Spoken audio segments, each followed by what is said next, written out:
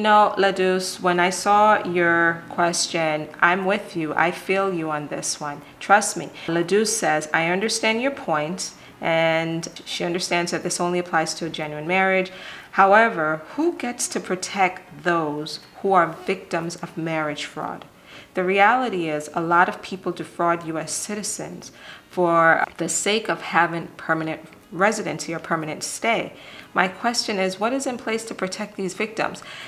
Ladus, I'm with you on this. U.S. citizens, unfortunately, are being defrauded every day by scam artists in Africa, in Asia, all over the world, South America. We watch 90 Day Fiancé. My husband and I watch that, and we see what happens in a lot of these relationships. It's heartbreaking.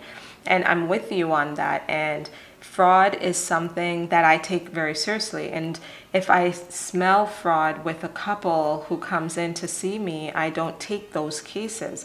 So for these victims, I would just say that people need to be very vigilant about or are careful about who they're meeting on the internet, because that's the primary way that these people in other countries who want to defraud American citizens, that's how they're getting to them, through Facebook primarily and through those dating apps. So I would say be careful, be very, very, very careful as you're meeting people on the internet, because a lot of scam artists are definitely out there trying to commit fraud against people who are just looking for love and looking for a meaningful relationship.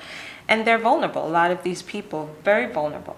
So I'm with you. I feel you on this one. I don't know specifically what's in place for these victims. I do know that the government has various 800 numbers where you could report marriage fraud and report any kind of immigration fraud. So you could, obviously they could Google that and complain. But unfortunately, the reality is it's very difficult for them to prove that it was marriage fraud, because they entered into it for love.